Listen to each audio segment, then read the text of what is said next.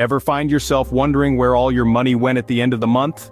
You're not alone. It's a puzzling scenario that many of us face, the mystery of the vanishing paycheck. Often, the culprit behind this is uncontrolled spending, a habit that can lead to financial instability. Think about it. When was the last time you bought something just because it was on sale even though you didn't need it? Or how about those daily gourmet coffees that cost as much as a meal? And don't get me started on those impulsive online purchases made late at night. These seemingly small expenditures can add up quickly, leaving us scratching our heads at the end of the month. But don't worry, there's a way out of this money maze. Understanding your spending habits is the first step towards financial freedom. It's all about making conscious decisions rather than letting your money slip through your fingers. Stay tuned as we delve deeper into this topic in the next scene. The secret weapon to combat financial instability? A well-planned budget. Now let's dive into the importance of budgeting. Imagine a ship sailing without a compass. It's likely to get lost in the vast ocean, right? Similarly, without a budget, it's easy to lose track of your finances in the sea of bills, expenses, and savings. And that's why budgeting is your financial compass. Creating a realistic budget isn't rocket science. It's all about understanding your expenses, tracking your income, and setting saving goals.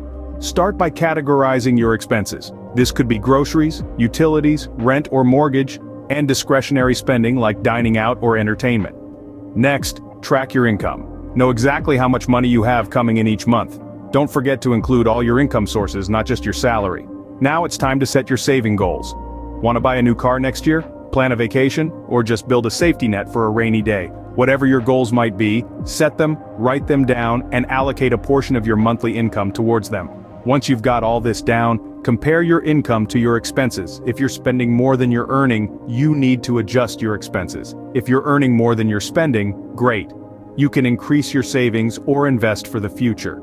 The benefits of budgeting are enormous. It not only helps you manage your finances but also gives you a clear picture of where your money is going. It can help you identify unnecessary expenses and cut them out. It gives you control over your money, rather than letting your money control you.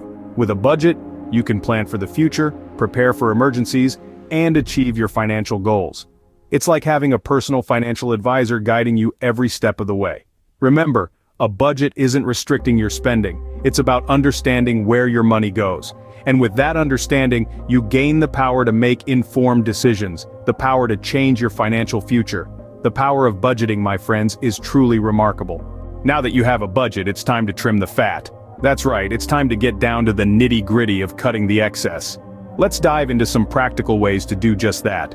First off, consider minimizing the dining out. Sure, it's convenient and fun, but home-cooked meals are not only healthier but also friendlier to your wallet. Next, let's tackle those impulse purchases. Before you buy, take a moment to ask yourself, do I really need this? Chances are you might find that you can do without it. Now, about those subscriptions. Are you using all of them, or are some just draining your resources without adding value? It might be time for a review and a possible cull. Remember, this isn't about depriving yourself of life's pleasures. It's about prioritizing needs over wants. It's about making smarter choices, choices that will contribute to your financial stability and future growth. Reducing wasteful spending isn't about depriving yourself, it's about making smarter choices.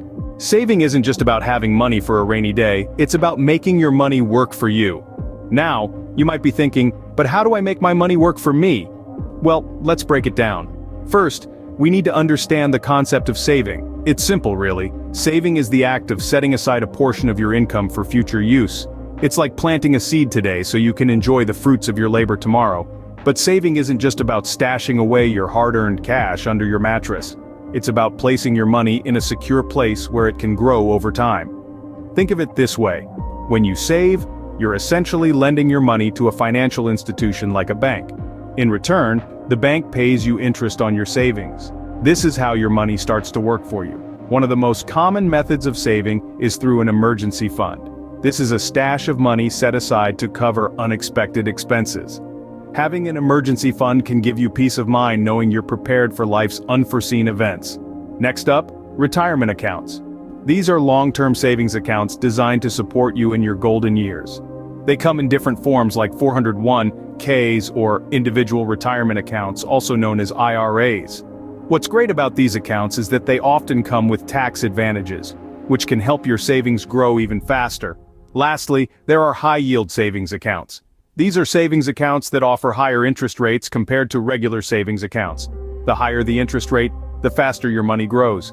Remember, the goal of saving isn't just to accumulate wealth, it's about achieving financial stability and freedom. It's about having the ability to make choices and decisions based on what you want and need, rather than what you can afford. So, start saving today. It doesn't matter how much you start with. What matters is that you start. Because when you save, you're not just setting money aside, you're paving the way for a secure financial future. Investing may seem intimidating, but it's a crucial part of financial growth. So let's demystify it. Investing is simply putting your money to work for you. Instead of letting your savings sit idle in a bank account, you're setting them on a journey to multiply. Now, there are many avenues for investing, each with its own set of advantages and potential pitfalls. The most common ones are stocks, bonds, and real estate. Let's break them down a little. Investing in stocks means buying shares of a company. If the company does well, your stock value increases. If it doesn't, well, you get the picture. The key to successful stock investing is research. Understanding the company's business model, its place in the market, and its future potential can help you make informed decisions. Bonds, on the other hand, are like loans you give to a company or government. In return, they promise to pay you back with interest after a certain period. Bonds can be a safer bet compared to stocks, but they generally offer lower returns. And then there's real estate. Buying property and renting it out can provide a steady stream of income. Plus, the value of your property may increase over time, leading to capital appreciation. However, real estate requires significant upfront investment, and it can be less liquid than stocks or bonds. Regardless of the investment option you choose, it's important to remember two things: research and risk. Understanding your investment is paramount. You wouldn't buy a car without knowing its specs, right? The same applies to investments. And then, there's risk. No investment is risk-free. The potential for higher gains always comes with the potential for losses. But smart investors don't shy away from risk. They understand it, they manage it, and they make sure that they are comfortable with the level of risk they are taking on. Investing isn't about getting rich quick, it's about growing your wealth steadily over time. So, be patient, stay informed, and remember, every investor started somewhere. You've got this. Managing finances effectively isn't rocket science, but it does require discipline and consistency. We've journeyed through understanding our spending habits, crafting a budget that works for us, and trimming the fat of wasteful spending. We've recognized that saving isn't just hoarding, it's earning. And finally, we've explored how to grow our wealth by investing wisely. All these steps lead us to financial freedom. Remember, your financial future is in your hands, make the most of it.